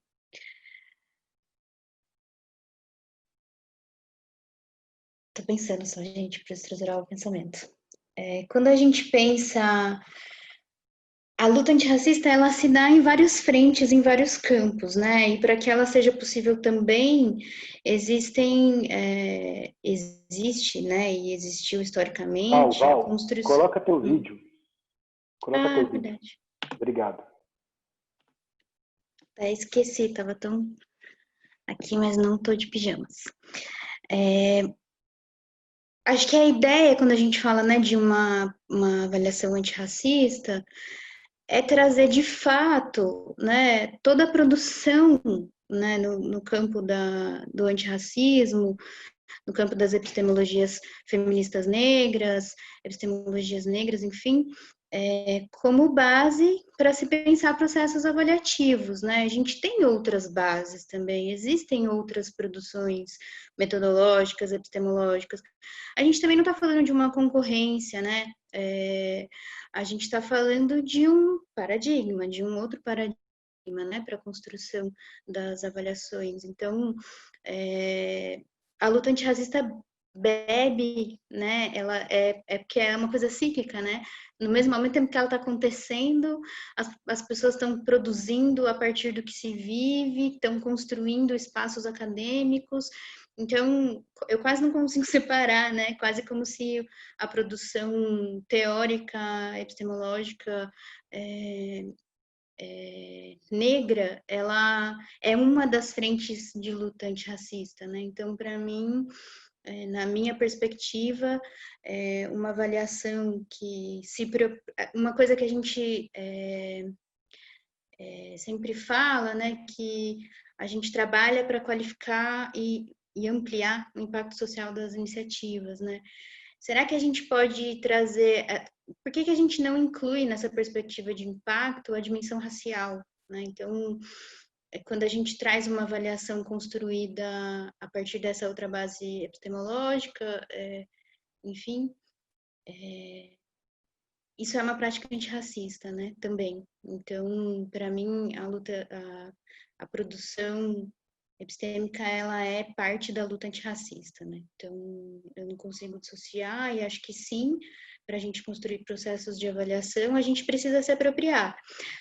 E aí, nesse sentido, quando a gente pensa nas organizações, é um processo de mudança, né? E é um convite. A gente também, quando eu estava conversando sobre a mesa, eu, o Kleber e a Marileia, a gente falou muito sobre isso, né? Que a MOVE está se preparando para fazer esse movimento já há 2 anos, né?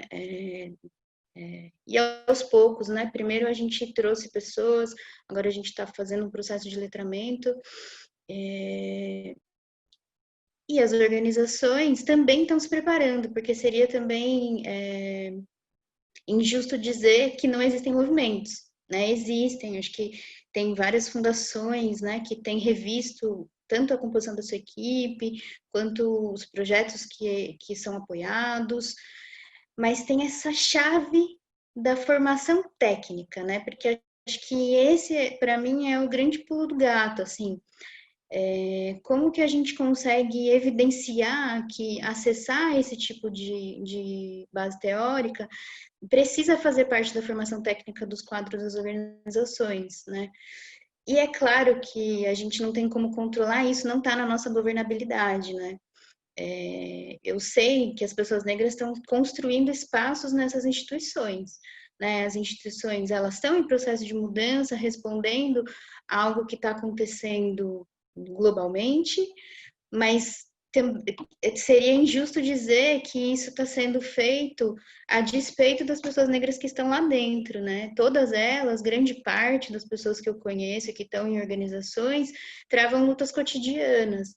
E por isso é tão importante ter uma equipe diversa e uma organização que implemente possibilidades de acesso a espaços de poder e tomada de decisão. Porque senão a gente não consegue, de fato, institucionalizar práticas, né? Isso, a gente pode ter uma avaliação, uma abordagem antirracista, a gente pode se posicionar nesse lugar, e as instituições podem contratar a MOVE também, ou qualquer outra organização, porque eu acho que também isso não é uma coisa da MOVE, é para todo mundo trabalhar a partir de uma nova perspectiva, e não haver mudança, né? E a gente entrega um relatório numa outra perspectiva, e aí a gente vai falar de utilidade das avaliações, tem vários avaliadores e avaliadoras que falam sobre isso também. Então, para que a avaliação seja útil do ponto de vista da transformação social e, de fato, esteja e se implique no movimento antirracista e reveja suas práticas, tanto projetos quanto institucionais, precisa ter um movimento dentro daquela instituição. Pode ser que uma avaliação provoque esse movimento, mas a gente trabalha com avaliação há muito tempo, e a gente sabe também que as organizações têm suas próprias políticas, né? E o quanto precisa mexer nisso para que outras questões possam, de fato, ganhar espaço. Então, eu não tenho uma resposta para essa pergunta, não. Assim, o que eu acho é que, e o que eu vejo é que as pessoas negras estão dispostas a comprar essa briga, e briga no sentido positivo, né? Porque, assim, a gente também está disposto a construir o pacto, né? Para que isso aconteça. Porque se a gente não tiver um pacto entre organizações, avaliadores e avaliadoras, entre equipes, entre conselhos das organizações, a gente não consegue mudar, né? Porque a vida institucional é sufocante, esmaga muitas vezes, né? Mas quando a gente vai construindo, e acho que a gente tem um ambiente também, que acho que isso também é importante dizer, onde hoje existe um constrangimento das organizações de não lidar com essa questão. Então, essa é uma janela, né, de oportunidade para que a gente consiga institucionalizar práticas. Que também é essa janela que a gente vê aqui no campo da avaliação, de novo, né, se referenciando em experiências que já acontecem, enfim. Mas é de fato um casamento das duas coisas, né? Mas acho que tanto uma avaliação pode despertar isso, quanto uma organização pode rever suas práticas e aí sim contratar um processo de avaliação.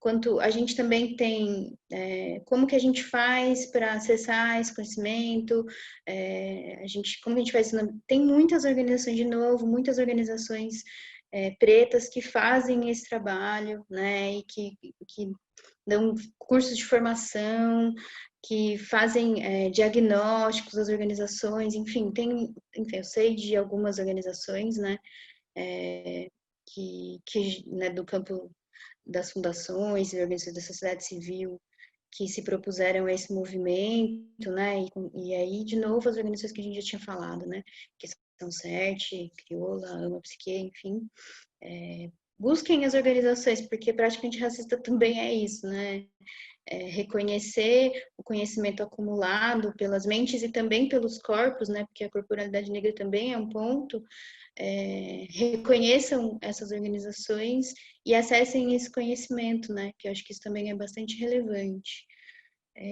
Não sei se eu passei por tudo. Enfim. Acho que é isso, não sei também.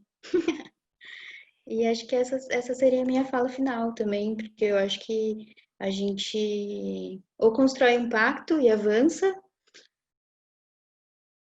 ou a gente tira, ou a gente não, porque também é muito difícil para as pessoas negras no âmbito das organizações ter um discurso, né, e não conseguir tangibilizar isso em prática. Então a gente está aqui falando da avaliação, mas existem N outras questões também. Então, vem com a gente, que a gente consegue tangibilizar, né? No fundo, é um convite também para as pessoas para fazer esse movimento. E eu realmente acredito que as organizações, elas, como o Kleber trouxe, né, tem uma abertura para essa construção e muitas vezes não se sabe esse caminho, que caminho é esse, como se fazer, e aí tudo convive junto, pessoas negras acessando espaço de poder, letramento da equipe, se posicionando nas redes sobre isso. Eu estou bem feliz com o debate, então, como a fala final, né, queria agradecer de novo a Mari e o Kleber, acho que a gente conseguiu passar aí da teoria até a prática, e acho que isso foi importante, e sigo disponível no debate. Obrigada. Sobre a avaliação e os pontos que a Val levantou, eu tenho acordo com ela, então eu não vou retomar, mas eu gostaria de passar por duas questões, uma questão que o Daniel levantou aqui, em que medida esse debate, colocar um pouco esse debate das avaliações e de práticas antirracistas numa dimensão internacional e de que talvez pensar em que medida isso nos afeta. E também, acho que eu vi agora aqui no chat, o Antônio fez uma pergunta sobre avaliação antirracista, teria sempre um componente de letramento intencional. Acho que eu queria vou tentar juntar as duas coisas. Pode parecer impossível, mas bem, eu adoraria mesmo dizer que a gente poderia fazer uma radicalidade numa sociedade capitalista sem pensar exatamente como a sociedade está estruturada. A Angela Davis tem uma frase que diz, quando as mulheres negras se movimentam, o mundo se movimenta. De fato, se a situação social melhorar para as mulheres negras, se as mulheres negras, que são a pirâmide da sociedade, vai melhorar para todo mundo. Mas, por enquanto, numa sociedade capitalista, quando os Estados Unidos se movimenta, as instituições no Brasil tendem a se movimentar. E eu quero chamar atenção para uma percepção que eu tive, que a princípio me pareceu vindo de alguns amigos meus que são estadunidenses e trabalham em instituições, e falando para mim o que tem acontecido internamente de formação dentro das suas instituições. Instituições essas que, inclusive, uma delas já tinha um corpo de funcionários de uma maneira diversa. A questão da diversidade, da representação já estava posta. E esse meu amigo me diz que o que mudou, que tem mudado, é justamente tratar da questão antirracista. Bem, o que tem os Estados Unidos e o Brasil? Quais são as diferenças? Bem, a diferença é que nos Estados Unidos, vamos pensar, a ideologia racial nos Estados Unidos, a partir da década de 70, depois da luta do direito civil, foi assumindo uma ideologia que a gente vai chamar de neutralidade racial. Começou a ser meio que na cena pública de que os direitos civis, a luta pelos direitos civis foram dados, os negros teve as ações afirmativas e a partir de agora a questão racial não é mais tão importante, a gente vai fazer as práticas assim, de ação afirmativa e a neutralidade e trabalhar na linha da neutralidade, né, que eles chamam de blindness, blind racial. Então essa ideia de neutralidade. No Brasil, a ideologia do mito da democracia racial. Quer dizer, o mito da democracia racial pressupôs que falar do racismo na cena pública é um problema, causa desconforto, porque incorporamos a ideia de que um país miscigenado e um país diverso culturalmente, as relações raciais no Brasil elas não são violentas. Bem, e aí pensando nas instituições, eu penso mesmo, sinceramente, que aqui a gente vai fazer todo esse movimento de que as avaliações elas têm um componente de letramento, conversar com os parceiros e parceiras, na medida em que, sobretudo, as pessoas brancas que estão em condição de ter relações próximas com os donos do poder, com os donos do capital, é um trabalho difícil de ser feito, não é fácil, diante da sedimentação dessa ideologia. Mas eu também fico imaginando que o movimento nos Estados Unidos vai afetar muito, demasiado, as instituições no Brasil. Assim, eu fico imaginando, eu tenho a impressão que isso vai afetar, né, por uma questão aí mesmo econômica, digamos. Mas aí, vamos pensar, se os Estados Unidos fizeram um movimento primeiro de representação e diversidade, que também não está resolvido, mas em algum aspecto com mais avanços do que a gente, porque... mas é importante que a gente fique atente a isso também. Eu acho que é um movimento nesse sentido. E não tem mesmo, a gente não tem uma solução... não tem uma solução fácil se a gente está falando que uma prática antirracista é prática de perda de privilégios, é parte de sair do lugar de privilégio, de certa forma, ouvir mais do que falar, de certa forma, prestar atenção, se reconhecer, cada um de nós nos reconhecemos, como que as nossas relações raciais foram moldadas. Então, só para fechando, eu acho que, dado a necessidade do Brasil, que é um país cujo as práticas, as relações raciais são tão perversas, tão naturalizadas, o racismo é tão naturalizado, né? O racismo no Brasil, ele é como diz o professor Kabengele, é o crime perfeito. Ele funciona o tempo todo, ele não pode ser enunciado. Quando a pessoa enuncia o racismo, ela, como o Kleber já falou, ela está falando sobre emoção. Então, eu acho que as avaliações nesse sentido elas vão funcionar como letramento de duas mãos, né? Uma mão interna a própria instituição que tá se propondo a fazer uma avaliação antirracista, também na segunda mão, no diálogo com a instituição que está solicitando essa avaliação, e aí como que essa instituição, de certa forma, vai se comprometer com práticas e ações. Olha, não é fácil, não será fácil, mas quem disse que transformação social é fácil, né? Então, eu agradeço já as palavras finais aqui, eu agradeço muitíssimo a esse encontro, agradeço o convite e espero que a gente tenha coragem, todos nós, de ir enfrentando os nossos medos, as nossas angústias e os riscos. Os riscos, eles podem ser riscos econômicos ou não. Vai depender muito de como, eu vou voltar de novo, como as instituições dos países aí, centrais se movimentam. E me parece que nesse momento, nos Estados Unidos, estão apontando para uma radicalidade maior. Bem, um grande abraço para vocês e muito obrigada pela escuta.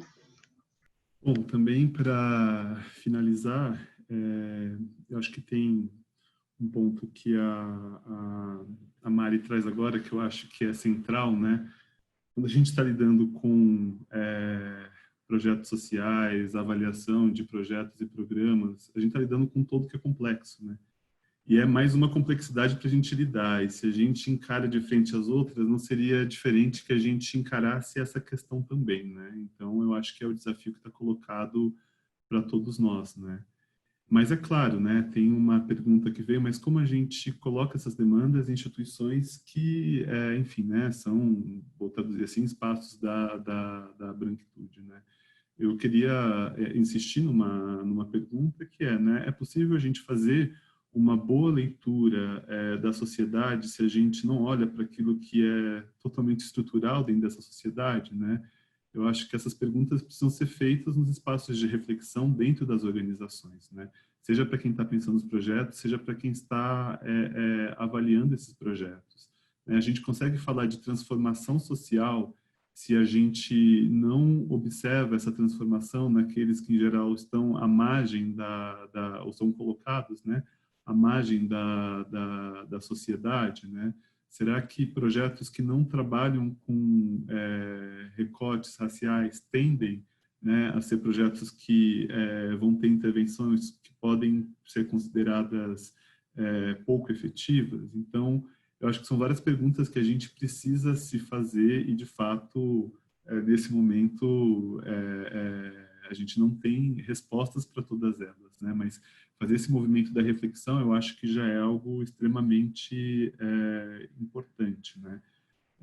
Trazendo um pouco a experiência do que a gente viveu no Instituto Natura, eu acho que a gente despertou para essa questão, e é claro, não estou falando de uma situação que é ideal, a gente está num processo de uma caminhada, né, para aprimorar o nosso olhar, para priorizar essa temática, mas foi muito importante a gente, em algum momento, se dar conta de que a nossa equipe não era diversa e também não tinha repertório para lidar com as diferenças que sequer estavam colocadas lá dentro, né?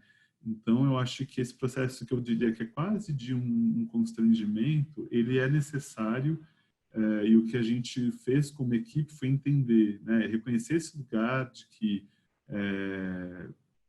a gente não era diferente da sociedade como um todo, então, nas nossas ações institucionais ou nas nossas ações pessoais, né, o racismo estava sendo reproduzido, assim como o machismo, a homofobia, então que a gente precisava encontrar meios de lidar com essa questão, né? E uma das chaves que a gente acessou foi pensar em espaços de formação para a equipe. Eu acho que foi na nossa caminhada estratégica que as lideranças estivessem convencidas disso, né? Tanto no nível de se sentirem, em alguma medida, né, constrangidos, entenderem os ganhos que trabalhar com essas questões poderia trazer para o nosso trabalho, né? Eu acho que a gente ainda está se familiarizando com isso. E algumas coisas que a gente tem feito, um tanto quanto timidamente, mas que eu acho que na nossa caminhada, né, 10 anos de atuação, são marcos, né, que um dos aspectos, né, ao selecionar consultorias, prestadores de serviços, a gente já tem ali critérios de diversidade, né? Os processos de seleção de equipe agora também estão tomando isso como algo a ser investigado, né? Na nossa pauta de formação, as formações que a gente desenvolve ao longo do ano, uma delas é tratar a fundo da questão da diversidade. Os projetos, eles também estão entendendo que, né, as equipes que estão gerindo os projetos, entendendo que a gente não vai combater essa questão se a gente não tematizar isso, não olhar para isso, não atuar na direção, né, de combate ao racismo. Então, de incorporar isso dentro da prática, né, não ser só um discurso, mas ser também uma prática. Então, eu acho que são esses os caminhos que a gente está trilhando. Tem sido muito interessante perceber que a gente não está sozinho nessa caminhada. Tem muitas organizações que estão se repensando, e cada um em pontos muito diferentes. Então, a estratégia é isso, né? É se aliar. E para nós, pessoas pretas, nós pesquisadores, enfim, né, avaliadores negros, poder, como a Val ressaltou, né, ter um pacto, né, no sentido de esse tema também ser colocado por aqueles cuja voz é escutada, né, dentro das organizações, pode ser um diferencial e tanto para que o tema avance, né? Então, reforçando aqui que nessa luta de todos nós, né, não fomos nós, pessoas pretas, que armamos essa bomba, então é muito importante que vocês nos ajudem a desarmá-la, né? É isso. E, mais uma vez, agradeço pelo convite e por, nesse processo, ter tido conversas muito, muito importantes e transformadoras com a Val e com a Mari. Obrigado.